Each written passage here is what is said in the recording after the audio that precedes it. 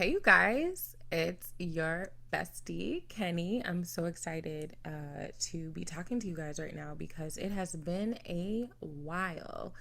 I am so sorry for the delay in getting you guys this week's episode.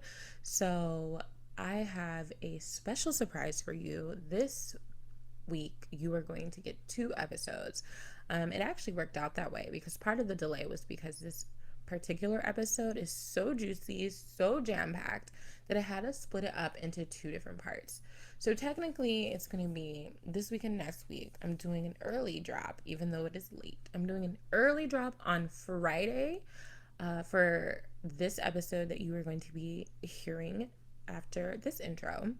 And then after that, I'm going to release part two per usual on Monday. So back to back episode releases, you guys. And after that, we should be right on track. So I'm really looking forward to diving into this topic with you guys. One thing I did want to make sure I let you guys know is that we are also going to be doing the official launch of the podcast. And I think this is probably the very first episode that I really push you guys to slide in my DMs. But I'm going to say it once, say it twice, get in my DMs, hit me up. I want to feature you guys. I want to shout you guys out. So yeah, I want to hear from y'all. Definitely hit me up on IG. It's at Carved Wellness on IG. And you can send me a DM. And yeah, so let's go ahead and get right into this episode. Oh my gosh, you guys, you're gonna love it.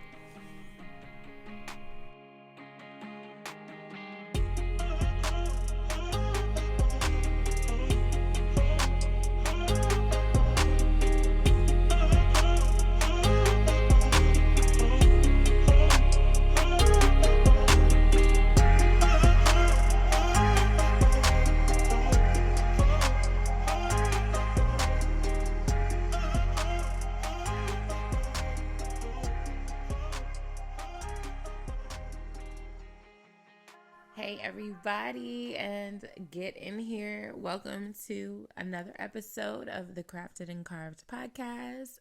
I'm Kenny, and I am so happy to be here as always. It is one of those beautiful sunny days outside. I'm on the East Coast, and it has been raining like crazy these last couple of weeks, and so the sun is shining, feeling good and ready to get into today's episode. Of course, before we get started, I've just got a few things that I want to share with you all. Mainly things that are related to the Instagram page.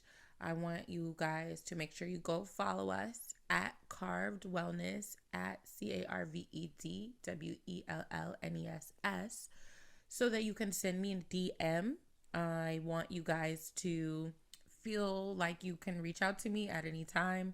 You reach out to the podcast at any time, ask questions, share a story, and let me know what is on your heart or mind so that I can maybe even feature you on one of the episodes that we have coming up. That's definitely something that I want to integrate a little bit more. So feel free to go ahead and drop me a DM on the Carved Wellness Instagram page. Also, guys, I am still in the process of planning and looking for someone to bring in to interview.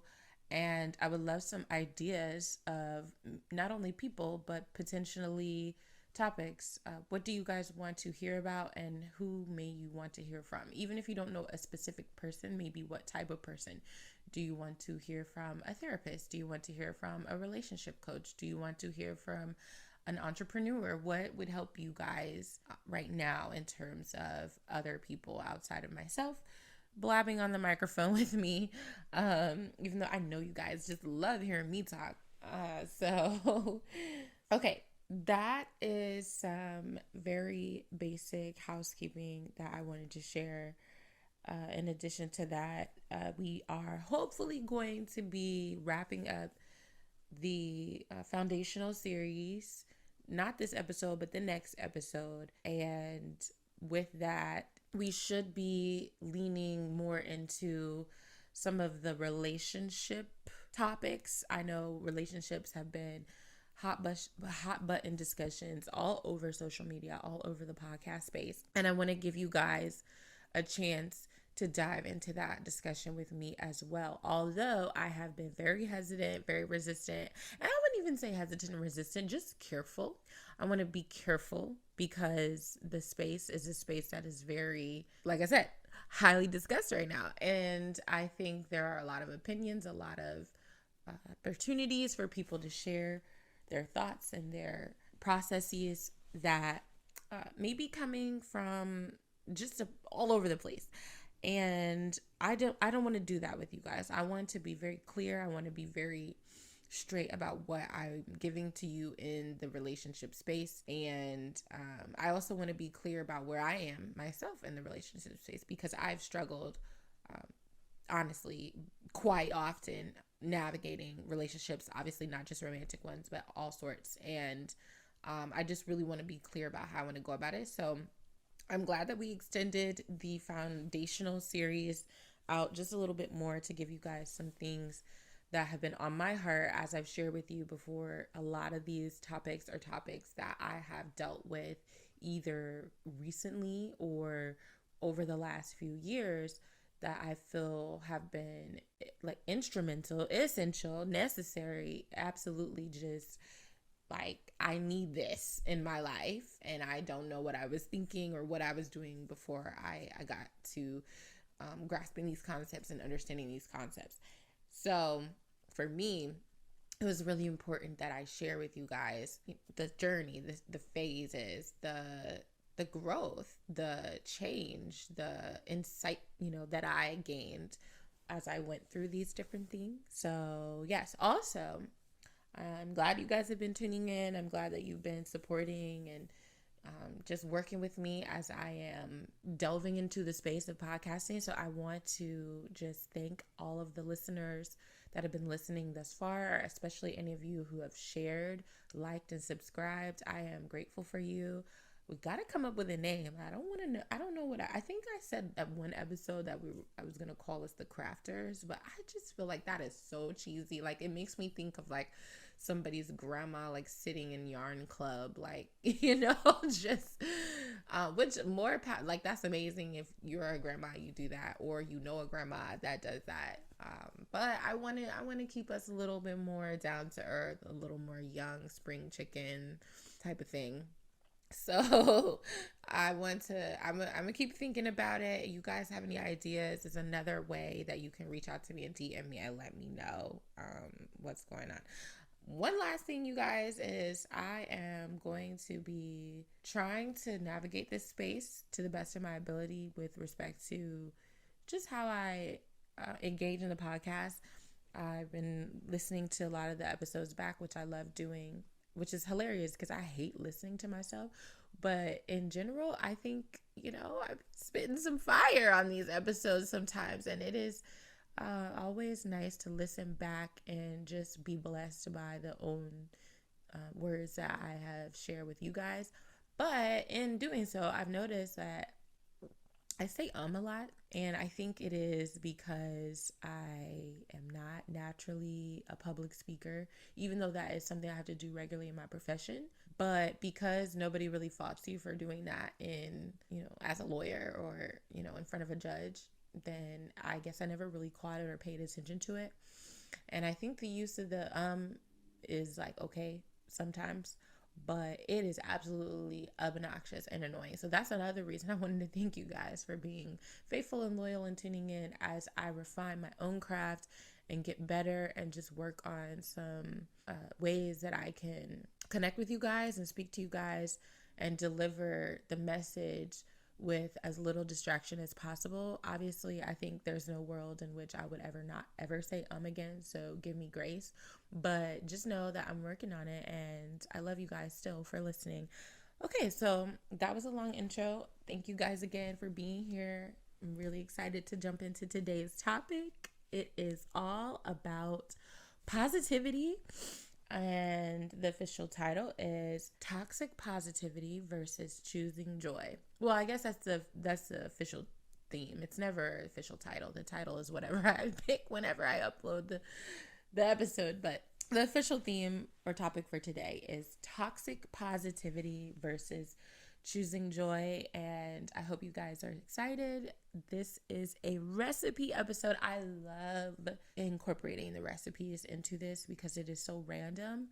But because I love sharing meals with loved ones, I absolutely am so happy every single time that a recipe episode comes around. So I get to share something that I have really enjoyed making and creating in the culinary space. And I hope that if you ever decide to try it out, that it blesses your house and your home as well.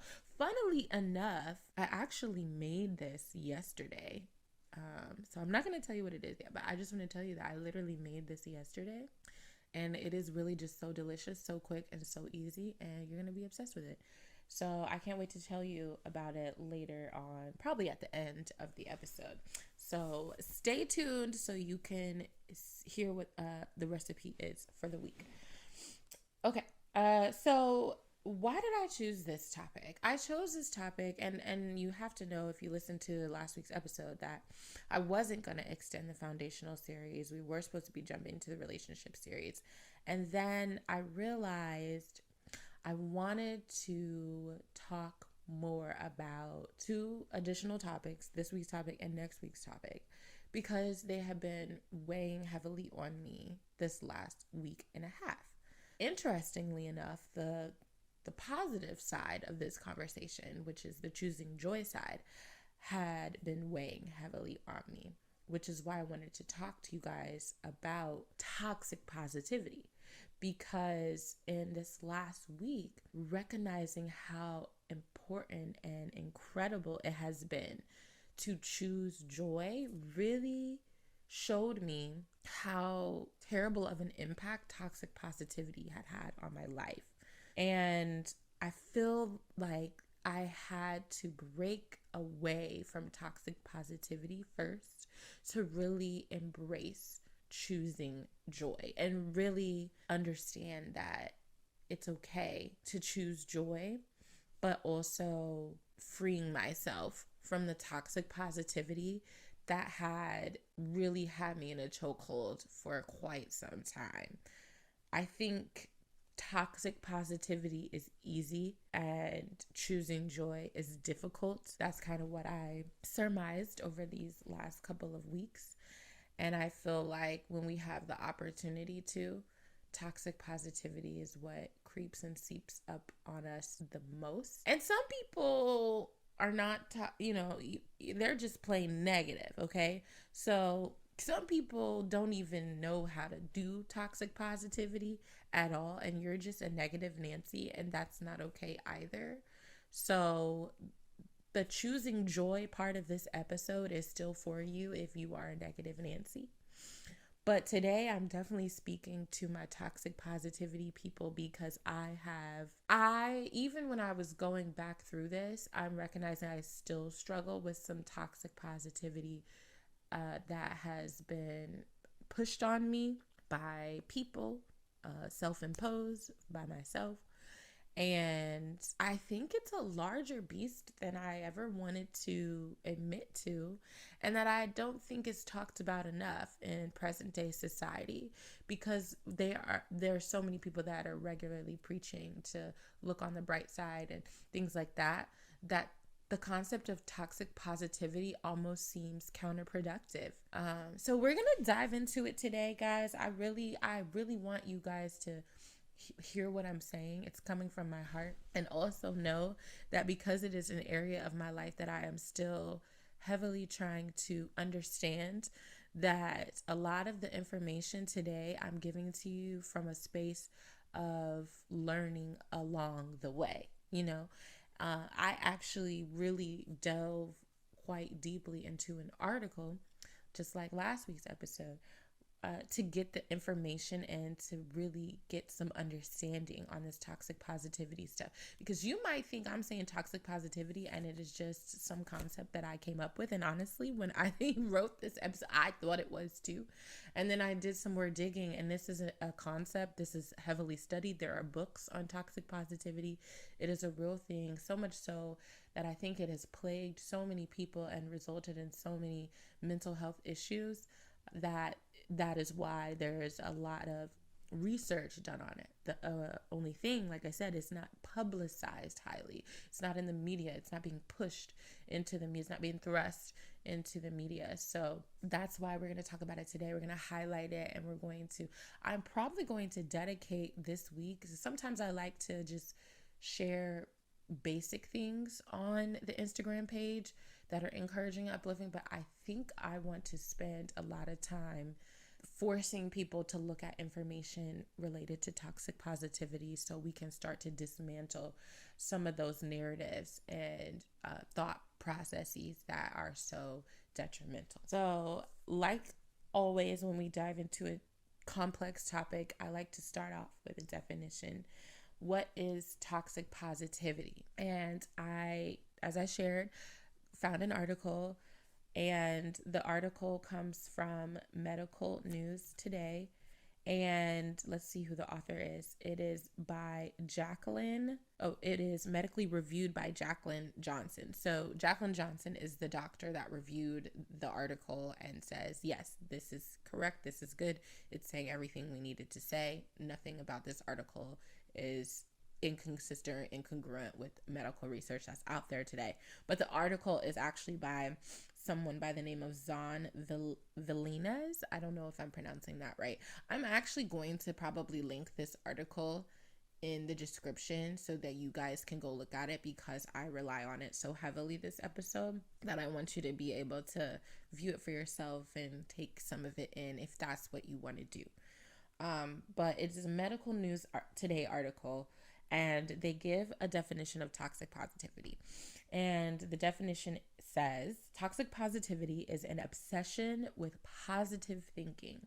It is the belief that people, yourself included, should put a positive spin on all experiences, even those that are profoundly tragic.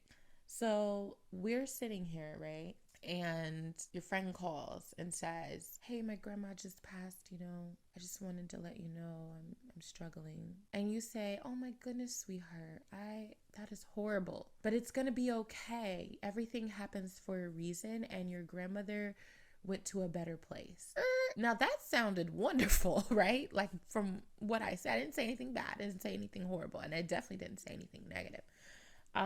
But those very words are words that promote toxic positivity. Doesn't mean that what you were doing was toxic, but it can promote toxic positivity. And so you have to be mindful and careful of how we respond to the people in our lives. And also, this is a way for you, right, more so than anything, to identify where toxic positivity might have been imposed in your own life. So I'm going to keep going, but I just wanted to add that in. Toxic positivity silences negative emotions. It demeans grief and can make people feel under pressure to find happiness even when they are struggling emotionally. So you're struggling emotionally, but you feel like you are being pressured to not experience that struggle in an authentic way. You're feeling pressured to silence any natural or organic negative feelings and emotions that come from the difficult space that you're in. And the article goes on to say that these feelings can be self-imposed, meaning that you bring them on to yourself by yourself. But they are most often derived from external pressures and external people who come in and, like the example I just gave, tell you, when you share something that you're dealing with, they immediately find something positive to say, or even just directly tell you that you need to be thinking about this positively. You need to be thinking about this in a different way. So I think the biggest concept or takeaway from this defining, space of the toxic positivity is to recognize that toxic positivity is imposing positive thinking as the only solution to problems and demands that a person avoid negative thinking or avoid expressing negative emotions. So if you've been listening to this and up until this point you don't see anything wrong with what I'm saying and you're like, how could this be toxic positivity? And remember, there's two sides to this. The person that may be giving you the words may not be the person demanding you to avoid the negative thinking, but it may come across or convey an implicit understanding of whatever positive things they're sharing with you that makes you feel, right, that positive thinking is the only solution to your problem and that the only thing you should be thinking about is positive and avoiding negative thinking, because if you don't, then bad things will happen, or if you don't, you're a bad person or there's something wrong with you. So it's not always that somebody is directly telling you stop thinking like that, but that may be it as well. But I think sometimes that is less common and that's more on the extreme side, and feelings of toxic positivity can result from people just constantly giving you a positive trajectory to something every time you express something difficult. And we're going to keep diving into this, but I want you guys to really grasp this concept. And again, it is not that easy, I guess, if it is something that is totally unfamiliar to you. But for me, and I'll share with you guys later at the end, this is something that I absolutely have encountered in my own life and, like I said, struggle with, to the point where it has resulted in some really horrible outcomes in my life. Things that obviously had to happen for other things that God designed.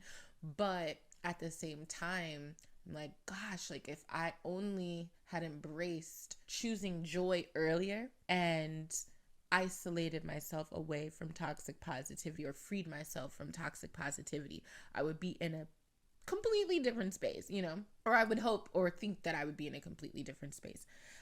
The good thing is that I get to do it now, and that's all that matters. But I want to read off a couple of examples from the article really quickly that give some more examples of toxic positivity. So the examples from the same Medical News Today article say that telling a parent toxic positivity may include telling a parent whose child has died to be happy that they can at least have children.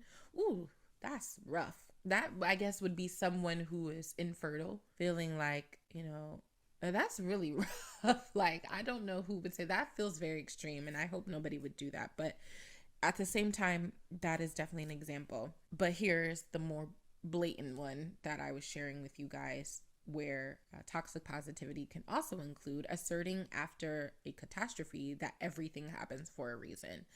And again, that doesn't sound like that sounds very encouraging coming out, but it's really not. You know, we all know that for the most part. And understanding that everything happens for a reason is absolutely an important part of healing, moving on, and embracing reality. But at the same time, that is not something that always needs to be said in moments of catastrophe. Okay. I'm going to keep going through the list, or I'll add notes to every single example and we'll be here for 3 hours. But the next example is urging someone to focus on positive aspects of a devastating loss. Just talked about that as well. Telling someone to get over their grief or suffering and focus on the good things in their life. Labeling people who always appear positive or do not share their emotions as being strong or more likable than others. I'm sorry, I have to stop here. This is the one. This is the one. And if you are a Black woman specifically, or a woman of color, this is the one. And even for men, men of color, we regularly get labeled as strong because we choose to keep going. And in order to keep going, a lot of times you have to find the silver lining. You have to find a glimmer of positivity to keep the momentum and keep pushing yourself. But when you label me as strong because of that, or more likable because of that, that perpetuates that behavior and that mindset. Oh, then I'm strong. And I'm never strong when I am having a difficult moment or I am embracing the difficult moment. I'm never strong. Like, I'm weak because today I just couldn't get up and face the situation. Or I'm weak because I am allowing the sadness to overcome me just for a 24-hour period. And I got this. I'm going to bounce right back. But now I'm weak. And so that is a huge one. So I wanted to jump in because I think that it is, if you're not following where we're going with this and you're not seeing the toxicity in this yet, I'm hoping it's starting to, become more clear. Anyway, so the next example is urging people to thrive no matter what adversity they face, such as by telling people that they must use enforced time at home during the COVID-19 pandemic to develop new skills or improve their fitness. Oh my gosh, I want to cry once I read that one. It's funny because I saw the example list, but I haven't read through any of these. So I'm reading this and I'm like, gosh, this is me to a T. Not that anybody has urged me to do this, but this is, now we're getting into self-imposed. I feel as though when I am at home, and don't get me wrong, we're not really in the COVID-19 pandemic anymore like we were previously. But I've been spending a lot of time at home and had a lot of extra free time lately. And I feel like I have had so much pressure to like become this incredible person that once things get back to normal, I'm going to be bursting out of the seams with the hot body and also so smart. And so that's a little bit how this podcast came to be. Going through a tough time, spending a lot of time at home. I have nothing but time and I need to be using that time to improve my skill, like do something positive. And I don't think there's anything wrong with that, right? That I'm doing that. It's good. But I think the focal point is that sometimes it's okay to just face the struggle, and like the struggle is real. And you don't always have to, I don't always have to take the struggle and turn lemons into lemonade. Okay. Sometimes it's just lemons, and sometimes lemons are just nasty. And I think what the nuance here, right, is it's not to say that there's anything wrong with creating the podcast during a difficult space in life or improving your skills during a lot of extra time at home. I think it is the reality that the pressure to do that may not be coming from the best place. And so you kind of have to check that and be clear on the source. Now I'm skipping ahead and weaving in the examples, giving you some tidbits of explanation advice, but I want to be clear. The only reason I'm doing that is I really need you guys to understand where the toxicity lies, because this is a very complex and nuanced topic. And the toxicity does not always lie in the outcome. It's not, oh, you did a podcast during a tough time. How was that toxic? No, it's not that always the outcome. It's in the initiation or the originator. What is the origin of this? And is it something that was coming from a place of wholeness, healing, prosperity, and true vision? Or is it coming from a place of pressure and not being able to rest and not being able to just be okay in the space you are in right now?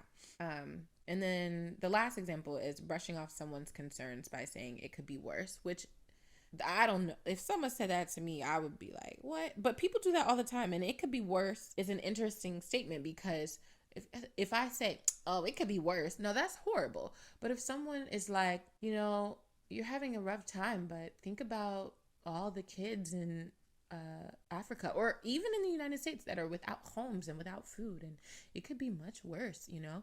And I am always constantly telling myself it could be worse, and then giving myself that spiel about how other people's what's going on in other people's lives, and how, you know, it could be worse, using that as a way to hopefully encourage me to just chill out. So a lot of toxic positivity going on in my world. So some other examples really quick that I want to read off to you guys from the article are some of the risks of toxic positivity and what can result from you simmering in toxic positivity that is self-imposed for too long, or other people bringing it to you, but also if you are someone who is, you know, pushing toxic positivity onto someone else. So the risk or of harm, or the negative things that can result from toxic positivity, include ignoring real harm. And just briefly, it says that optimism, hope, and forgiveness increased the risk of people staying with their abusers and being subject to escalating abuse, from a 2020 narrative review study done on domestic violence. And this is really interesting. Another one is demeaning a loss. Grief and sadness are normal in the face of loss. A person who repeatedly hears messages to move on or be happy might feel as though others do not care about their loss. Isolation and stigma. People who feel pressure to smile in the face of adversity may be less likely to seek support. They may feel isolated or ashamed of their feelings, deterring them from seeking help. So much so that these stigmas can deter a person from seeking mental health treatment. And I'm just gonna jump in and say that is definitely something like, I think there's denial, right, that's at play, but it's a positive denial. It's a toxic positivity denial that comes into play a lot of times in communities of color, particularly the African American community, where people are deterred from seeking mental health treatment. But also same with like physical health treatment, toxic positivity and denial. It's a toxic positivity based denial that will oftentimes lead people to not seek physical care from doctors and things as well. Now, skepticism, I get that. Skepticism is also, you know, a thing too. But this idea of, oh, I'm going to be fine, I'm good, I'm going to just, you know, treat it with the whatever. So there's sometimes layers that are mixed in. Communication issues. Every relationship has its challenges, right? But toxic positivity can encourage people to ignore these challenges and focus only on the positives. This approach can destroy communication and the ability to solve relationship problems. Look, I feel like this article just helped me to self-diagnose every single issue that is wrong in my life. And yeah, it's a little embarrassing reading through this and feeling like I have toxic positivity syndrome, if that's a thing. I don't think it's a thing. But my goodness. Okay. Low self-esteem. Everyone experiences negative emotions sometimes. Toxic positivity encourages people to ignore their negative emotions, even though stifling them can make them feel even more powerful for whatever reason. But when a person is unable to feel positive, they may feel as though they are failing. Okay. All right. So that's toxic positivity in a nutshell, you guys. I feel like I dropped a lot on y'all. So the one thing I'm going to say right now, we're going to keep going through the episode because I still have a lot more, but I want to say right now is that if you identified with any of these things, like I did with literally 90% of everything we just talked about, I want you to take a moment at this exact moment and just close your eyes and take a deep breath. Like, come on, take one more. Okay, because I needed that. I really needed that because I can feel the weight coming off. I can feel the pressure coming off. I can feel the healing. I can feel the transformation beginning. And I want you guys to know, by the time we are done with this episode, you are going to have the tools. We're all going to have the tools that we need to really take this toxic positivity and shove it in the trash because it is. And again, positivity, amazing, wonderful. We need it. Toxic positivity, we've got to throw it away, and we've got to leave it in 2023, or we got to leave it in 2022 actually, or whatever. We got to leave it in the past. Okay, so now I want to introduce to you guys the concept of choosing joy. And this is a concept, it's not medically defined, right? This is a concept that I am working on. I am actively navigating what it looks like to choose joy, because I'll share with you guys towards the end, but toxic positivity has been ingrained into my DNA. Okay. And so the concept of choosing joy, it's an ongoing, regular concept, but it is something that I am still trying to figure out how to implement. And yeah, so let's jump in. Choosing joy, I believe, starts with embracing the reality that positive thinking does not exist in a vacuum, and it is not the solution for all of life's challenges. So it's literally just the reverse of toxic positive. Like, it's just the reverse.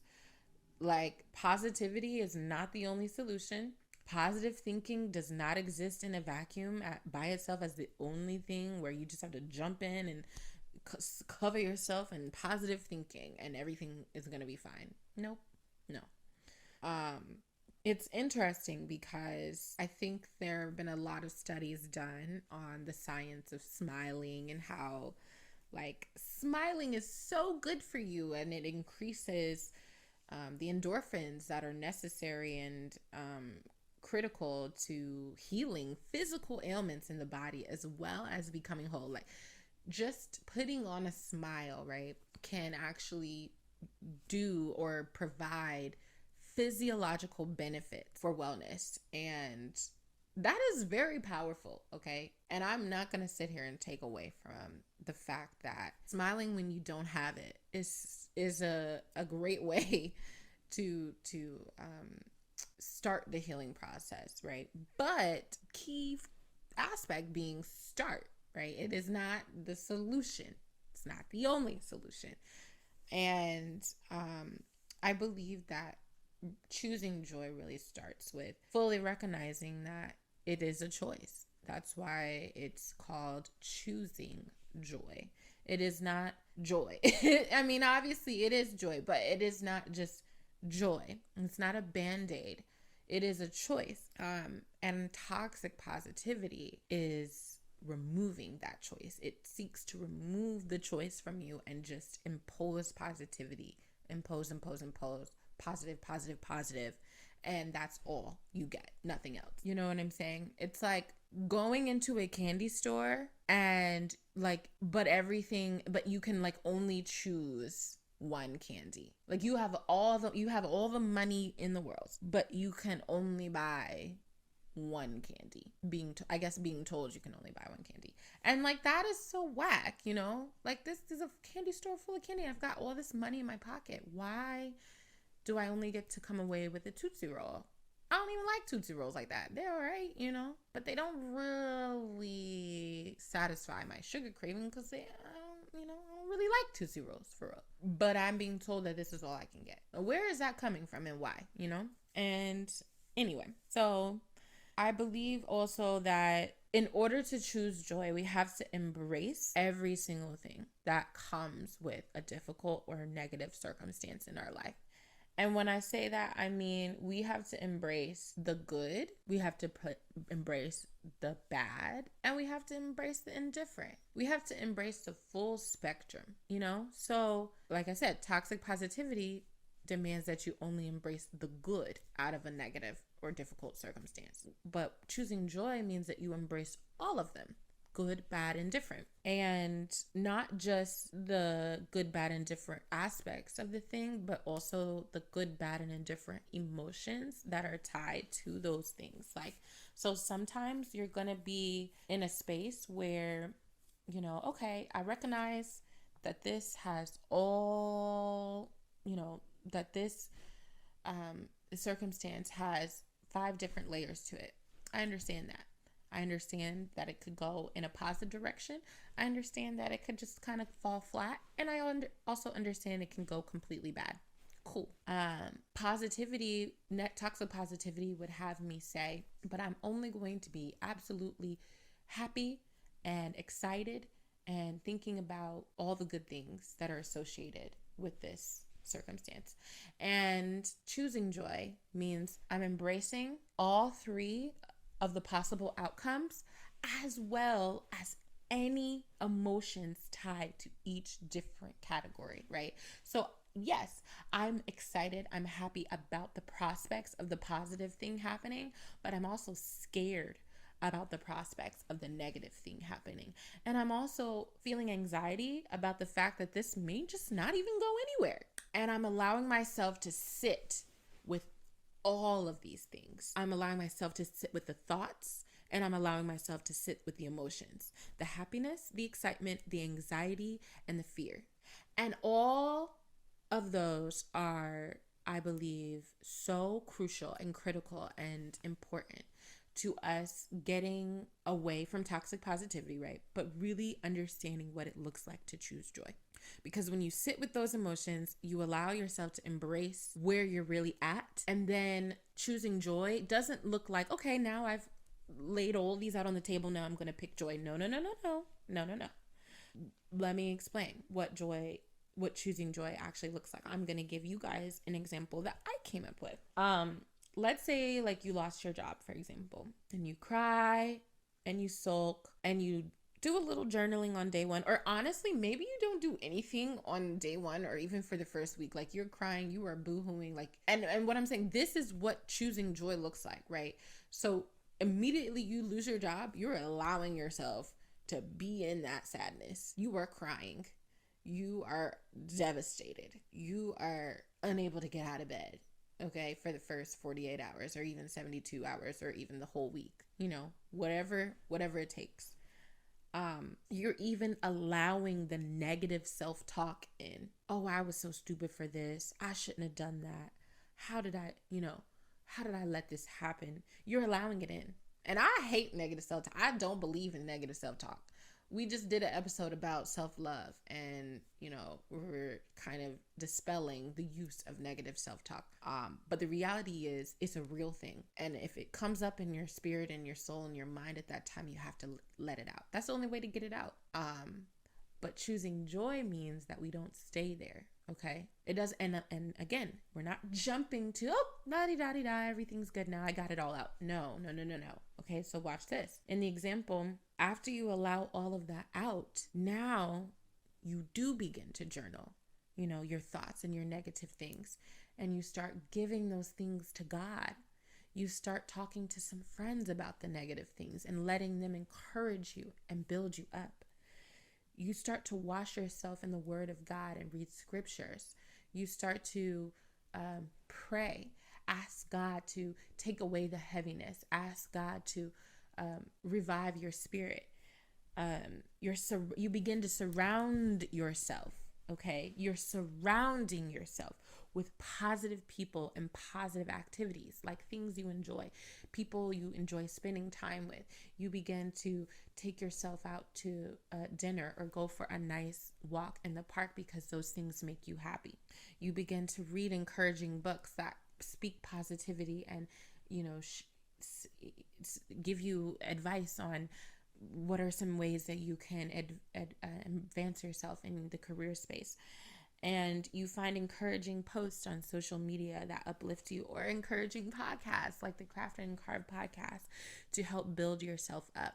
Okay, so that is literally what choosing joy is, like hard stop. That's literally it. Okay, choosing joy isn't the outcome of the joy. It is the actions and the steps and the processes that you regularly and intentionally do on a regular basis to try to rediscover and reconnect with joy, regardless of when you get there or if you ever do get there, which obviously I believe that when you're doing these things, you do get there eventually. But you may not get there right away, and allowing yourself to understand and embrace the fact that that is okay, that you don't get there right away, right? So you may literally still be feeling low and discouraged for a while you are trying to build, but you are regularly embracing the fact that that is where you're at and that is okay, and you're not ignoring that. You're not ignoring that the negative emotions are still there. They're getting quieter and quieter and quieter, but they're still there. The negative emotions are being silenced. The negative feelings are being silenced, but they're not gone yet, right? And they may never go away, and being okay with that as well. But choosing joy is really knowing that you are in control. You have the ability to make a conscious and intentional choice every single day to walk towards joy and work towards joy. And that is choosing joy. Okay. It's not, all right, I'm going to decide to be No. It's not even possible. Like, that's no. The positivity is great. Positivity is a piece of this choosing joy process. Choosing joy is an ongoing process. Positivity is a piece of it. Positive self-talk is a piece of it. Positive thinking habits is a piece of it, but they may not fully replace the negative emotions, the negative thoughts. And that is okay. But you're choosing joy. You're choosing to continue to walk in joy. And you're not going to choose to further the negative self-talk. You're not going to choose to further, down yourself and stay sunken in a negative space. You're choosing to try to walk out of the negative space towards joy. Okay? So choosing joy is an ongoing process, you guys. And that is something that I feel like feels very different than toxic positivity, and also what a lot of people have pushed into the media, because we're always telling ourselves, like, when we go out and get our hair did and our nails did, that should make us happy and make all our problems go away. But it doesn't. And I think it's okay. I absolutely think it's okay. So now I get to tell you guys about my experience, which I I like sharing, but it's hard because I feel like the more you open up and the more vulnerable you become, the more people get to kind of look at you with a magnifying glass, under a microscope, and kind of analyze you. And I don't like being analyzed.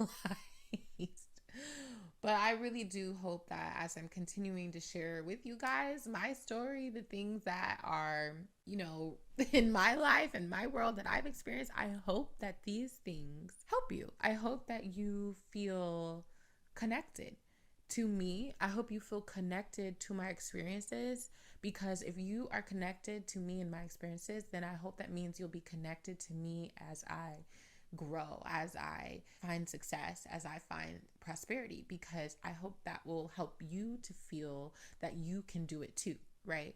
Like, if you feel connected to me when I share my bad, I hope that means that you will feel connected to me as I achieve and experience good, because you hopefully will get to see the same results or similar results for yourself. And like guys, I don't have all the answers. Like, again, this podcast is for it's a discussion, but it's a journey as I'm uncovering things and discovering things as the Lord leads me and impresses things upon my heart to share. That is what this is all about. So look at me deflecting and stalling so I don't have to share. But yeah, a little bit about my background. I was raised in a very religious upbringing, or religious household. I wouldn't even say it was religious. My mom's always said she's spiritual. I was raised by a single mom. And that experience of being raised in a single mom is a very special and precious experience to me. But it comes with its own kind of, I wouldn't say issues. I would just say it comes with a lot. Okay, right?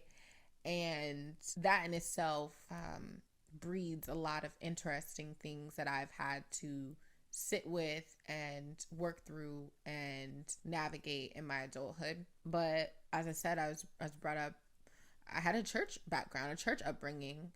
I was in church every Sunday. My mom was a Sunday school teacher. I was in church on Wednesdays. I was, at church on Sunday nights sometimes.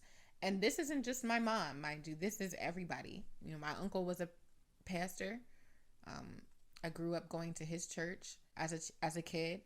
I had two uncles that are pastors, actually, ministers or whatever you want to call them. And my entire family, aunts and uncles and everybody went to church. Everybody who grew up going to church. My grandmama, my big mama, she was a deaconess, and my aunt was a missionary, and I grew up in that space. On my mom's side, that was my dad's side. On my mom's side, it was pretty much the same thing. I'm raised in the South. We're all Southern Baptists. When we come out of our moms, like we're Southern Baptists. Like that's just how it goes. I went to, and my grandmother, she was a missionary in the church, and my aunts and everybody was in church, served in church. My grandma was literally at church 7 days a week.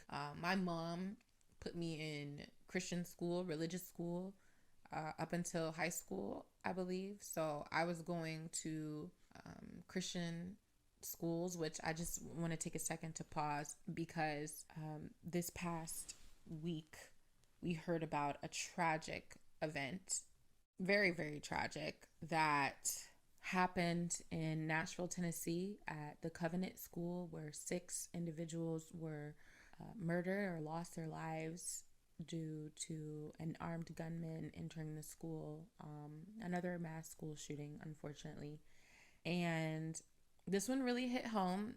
All of them have, but this one really hit home because, I went to one of those schools. I went to a little Christian school in the middle of a suburb, kind of in the middle of nowhere, and I'd gone to them all my life. In fact, the very first school that I went to was called Covenant Day School. It was in North Carolina, obviously, so it's not the same school. But it's with a heavy heart that I just ask everybody that's listening to this podcast, Christian or non-Christian, to say a prayer and send positivity and find a way to connect with the people that, the families that lost their loved ones during that violent shooting. All right, you guys. So as my fave, Mariah Carey, would say, it's a wrap. Stay tuned, you guys, for part 2 of this episode. We are talking all things joy, choosing joy. I hope you guys have been loving part 1. Oh my goodness, this particular episode is just so crazy. It is so near and dear to my heart. I really went in, and I hope you guys are really getting a lot of amazing gems from this. If you are loving part 1, you are going to love part 2. So stay tuned.